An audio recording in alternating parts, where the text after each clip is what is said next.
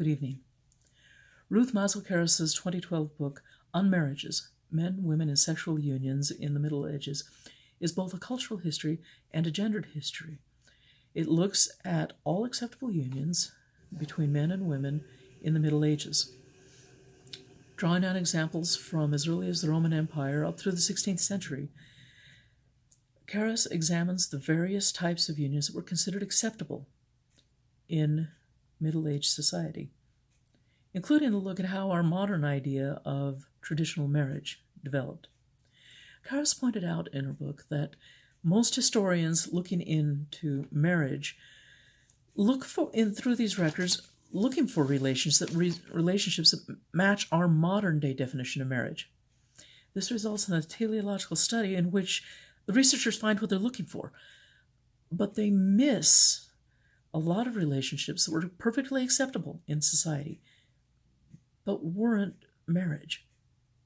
Karas chose to look at the topic from the other way around. She looks at all relationships between men and women in the Middle Ages that were considered acceptable to society. From this, she was able to develop a definition of what the Middle Age people of the Middle Ages, considered marriage to be. She organized her book thematically, and within the themes, she looks at the topics chronologically. For example, chapter 1 is about the development of the Christian church's regulation of these unions, how they became the definer of marriage. Chapter 2 looks at the social status of the people involved in the marriages, and how their status in society frequently determined whether their relationship was considered marriage or not married but acceptable. Chapter 3 looks at the unions of priests and their women, unofficial obviously.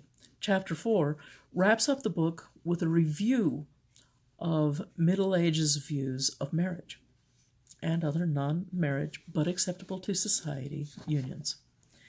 Karas draws on various resources from Roman legal documents through church writings and into autobiographies. She admits that there is a weakness in that there weren't a lot of writings left by women on giving their views of marriage. She does a good job, though, of using the sources available to show how both men and women viewed the concept of marriage during this time period. She walks the reader through her interpretation of these resources very well, showing how they support her thesis.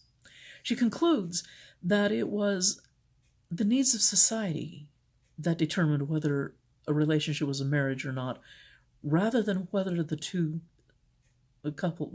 members involved were in love. Karas argues that it's the women in the relationship and their status that determined whether a relationship was considered a marriage or not married but still acceptable to society.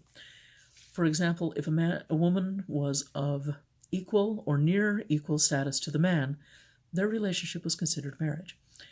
If her status was not equal, however, their relationship was not marriage, no matter how long it may have lasted or whether or not there were children.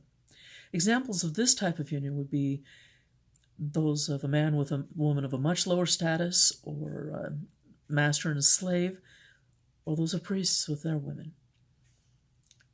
Relationships that were not marriages, but, again, depending on the status of the individuals in their society, were still considered acceptable unions. This is a concept of marriage that's a lot more modern than some researchers expected to exist in the Middle Ages. The book's a very complicated book. It deals with nuances of meaning that could be very difficult for younger students to understand. For this reason, I feel it's best used by upper-class undergraduates, graduate students, or other researchers that are specifically focusing on gender, cultural, or religious studies of the Middle Ages. Thank you.